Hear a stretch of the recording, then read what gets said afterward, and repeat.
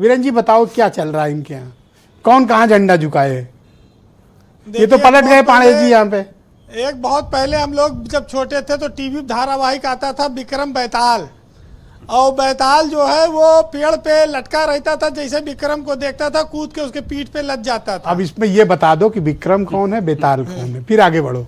तो कांग्रेस बेताल है, वो समाजवादी पार्टी की पीठ पे कूद के लग जाती है, जैसे पेड़ पे लटकी रहती, देखती जैसे चुनाव आया दूसरा रुक जाओ आप पांडे जी, पांडे जी रुक जाओ, बीच में नहीं, बीच में नहीं, आप जानते हो डिबेट करनी है, नहीं डिबेट करनी है, आप शांत हो जाओ, आप शांत हो जाओ, शांत हो जाओ। इन दोनों को फायदा एक दूसरे से है, लेकिन लड़ते भी एक दूसरे से हैं, जैसे उसमें लड़ते थे वैसे यहाँ लड़ते हैं। देखिए कांग्रेस की स्थिति एक पुरानी हवेली की तरह है ब्रजेश जी इस देश में, जिसका नक्शा तो आज भी वही है, बस हर पीढ़ी में इसके कमरे बदल जाते हैं। और वो इनकी सबसे बड़ी खूबी ये है कि इनके अंदर आत्मविश्वास बहुत है, जैसे ही एक चुनाव हारते हैं तैसे ही अगले चुनाव में जीत का दावा करने लगते हैं, वहाँ हम जीतने जा रहे हैं। तो ये कांग्रेस को जीवंत बनाए हुए है यही सब इच्छाएं। लेकिन उत्तर प्रदेश में जब आपके पास 2 विधायक हैं, जब आपके पास 1 सांसद है, तो जब आप छोटे भाई की भूमिका में थे तो आपको उसी हिसाब से चलना होगा। उनका गठबंधन एक तरफा बयान कांग्रेस के इमरान मसूद की ओर से आता है, सपा का कोई बड़ा लीडर कांग्रेस के खिलाफ नहीं बोलता है, तो गठबंधन धर्म का पालन करने की जिम्मेदारी कांग्रेस की ज्यादा है, लेकिन वो इसको नहीं निभा पा रही है। एक दूसरे को नीचा दिखाकर दोस्ती ज्यादा दिन नहीं चल सकती है। और ये बात सही है कि जहां पर दल होते हैं उनकी विचारधारा अलग अलग होती है, लेकिन ब्रजेश जी मोदी के आने के बाद से जो दल इस देश में 100 सीट ना पार कर पाया हो, वो उत्तर प्रदेश में 200 सीट किस उम्मीद से मांगता है? आज तक 2014 से लेके, तो ये कांग्रेस की क्या ये इच्छा है कि इलाकाई पार्टियां समाप्त हो जाएं और वही रह जाए, जनता मजबूरी में उनको चुनाव करे? तो अगर इस तरह से है तो वो गठबंधन का उन्होंने अपने असर दिखाया है। देखिए पहले इन्होंने दिल्ली में आम आदमी पार्टी के खिलाफ ये लड़े, बंगाल में ये ममता बनर्जी के खिलाफ लड़ के आ चुके हैं, अब यहाँ पर ये साथ लड़ेंगे या अलग लड़ेंगे इसकी कोई गारंटी नहीं है। जी वीरेन जी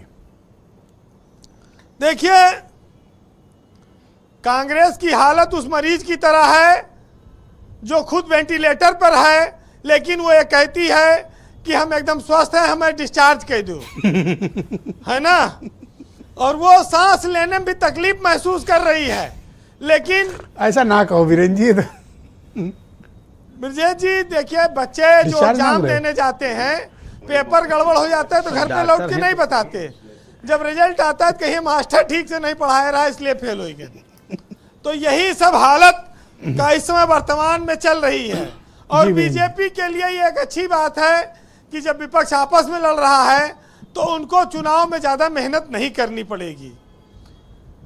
आज कांग्रेस ये सोच सकती है कि देश भर में अगर क्षेत्रीय दल खत्म हो रहे हैं तो इसका लाभ उसे मिल सकता है, चाहे महाराष्ट्र हो एनसीपी से लेके, चाहे टीएमसी हो, चाहे आरजेडी हो, चाहे दिल्ली में आप हो। लेकिन उत्तर प्रदेश ऐसा नहीं है। उत्तर प्रदेश में कांग्रेस को अभी बैसाखी पर रहना ही पड़ेगा, क्योंकि अभी आपकी स्थिति इतनी मजबूत नहीं हुई है कि आप आगे कुछ कर सकें। और अगर कुछ कर पाते तो आप पिछले चुनाव को देख लीजिए कि आपका परिणाम क्या था। इमरान मसूद मुस्लिमों के नेता बनना चाहते हैं, जो एक बार चुनाव जीत जाता है बनते हैं।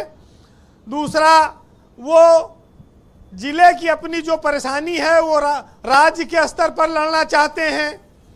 तीसरा, हो सकता है कि वो कांग्रेस में प्रदेश अध्यक्ष का ओहदा चाहते हों, ये भी बोलने का कारण हो सकता है। और चौथा, उनकी वजह से गठबंधन की सीटों पर कोई असर नहीं पड़ेगा, ऐसा लगता है। जी वीरेंद्र जी, कंक्लूड करें प्लीज। फिलहाल समय कम है, लेकिन इतना जरूर कहूंगा कि दोस्ती और दुश्मनी में क्या होना चाहिए। जो भी आगे कदम बढ़ाएंगे, फासलों को वही मिटाएंगे। तुम हमें याद करोगे जब भी हम बिना पंख उड़ के आएंगे। और यही हसरत तो मुद्दतों से है कि हम तुम्हें हाले दिल सुनाएंगे। और जिंदगी का यही फसाना है कि कभी रोएंगे और कभी गाएंगे। बहुत शुक्रिया वीरेंद्र जी, आपका बहुत बहुत धन्यवाद ग्राउंड जीरो से हमारे साथ जुड़ने के लिए, फीडबैक और पॉलिटिकल ऑब्जर्वेशन के लिए। बहनों भाइयों, दूसरा